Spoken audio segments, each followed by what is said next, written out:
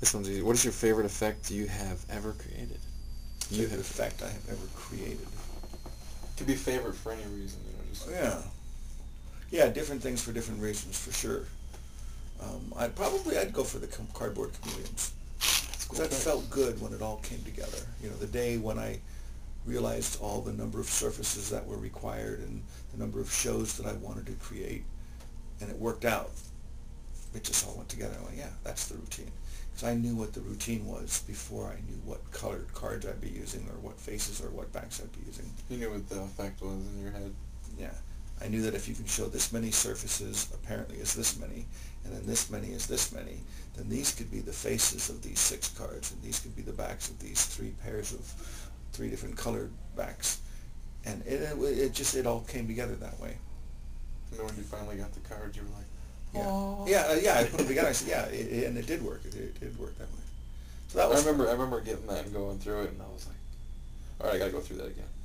Yeah, that was a serious. I want to do that on video. I'm going to do a DVD on it because I got to work on it. That's definitely one of those tricks where if you saw it, you would buy it. What's your favorite coin effect to perform for real people? No, that's an odd question.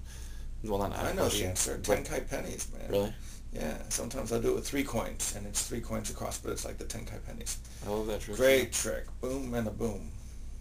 You hold that wrist. You hold that wrist. It's gone. Yeah, they are right there. It's a miracle. It is. No gaffes. Well, because over the years, obviously you're kind of more known for card stuff. A lot of the, ambitious card, the card guys, know you. But like the coin stuff's really good. Like your elbow, knee, and neck. That was kind of a groundbreaking thing. Yeah, good construction. Yeah, that's what David Roth said. That was his quote. He said, "Hey, very good. And then good construction." Your copper silver that was in For Your Entertainment Pleasure. That's really cool. That is good. It's good construction. Isn't it interesting? Yeah, thank you. Hey, thank you. I never heard of anybody that even read it that kind of went with it.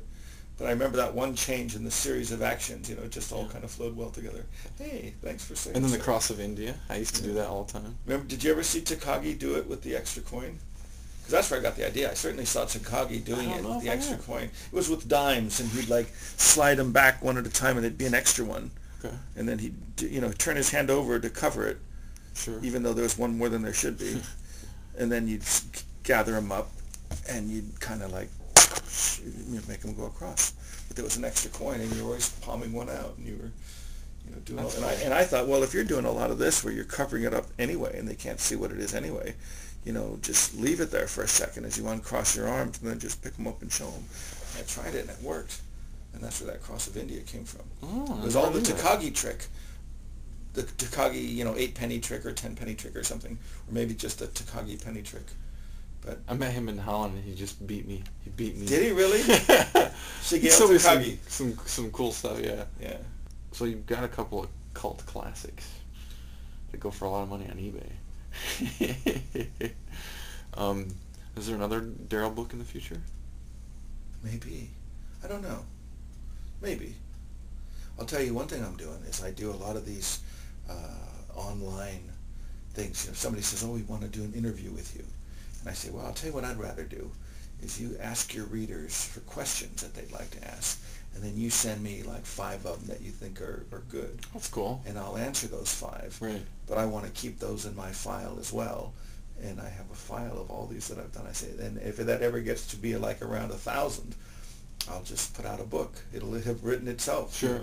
And it's called like 1,001 Questions and Answers. Magical Questions and Answers. If you could go back in time and spend an hour with any magician, who would it be? I would think, it depends on what you mean by spending time. Sure. I mean, if watch them perform for an hour or I'd hang out say Malini, Max Malini. Cool. Yeah, I don't know if I'd want to have a session with him. Right. I don't know, but I'd like to see him work a crowd. Right. I'd like to see Max Malini do the show that he did where he said, you know what, here's the deal. You put me on last, and if I'm not worth it, you don't pay me anything. I closed the show. But it's a tremendously bold but confident statement to make. Because he'd have guys like Will Rogers and people that were, really top entertainers of their day say, I'll go on last. And if I'm not worth it, you don't pay me. Because then, what a man! That's like really. Max Malini. strong psychologically too, because it's Yeah. almost like, you know, you're building yourself up so much in their eyes. You Oh, know? absolutely. He used to do Oh, that he's with gotta his be. PR. It was just, Malini is coming. Malini is coming. Malini is coming, like 3 weeks before he was in town. Malini is here. And then he'd start doing some shows in hotels and stuff. You'd freak him out, you know. I remember I saw this guy, Steve Cohen, I think his name was. I thought he did a great job. He did like a parlor act. He went to the Ritz-Carlton, I think it was, in San Francisco, and he's doing one in New York, like New York City all the time. Mm-hmm. And it's what he does. I've got his book. And it's like a show. Yeah, win the crowd or win. Yeah, That's a good book. great.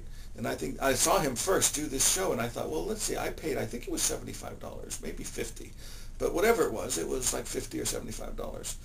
And there was about 20 people or 25 people in the show that I did, that I went into. But then there was a later show that night. You know, I saw an earlier show, then he was doing a second show later that night. You know, the same like hour-long show. So he did 2 shows, kind of like an hour each or so, with some time in between that was off. That'd be great. Do that. You know, 2 or 3 or 4 nights a week, and then, you know, doing like 4 shows or, you know, whatever it is, 8 shows. That's great. That's great. Good for him. I'm proud of him. I'd love to see that's that the kind show. of thing I think that Malini would have been able to do. He'd just go into a hotel and he'd say, here's what I have in mind. I'm going to do a show. You just let me have a room. You know, we'll get some people. They'll buy some drinks. They'll, you know, hang out in your bar. You know, they'll whatever. We'll bring a little business your way and we'll entertain them. And they'll tell their friends and they'll bring more friends. It'll be good for everybody.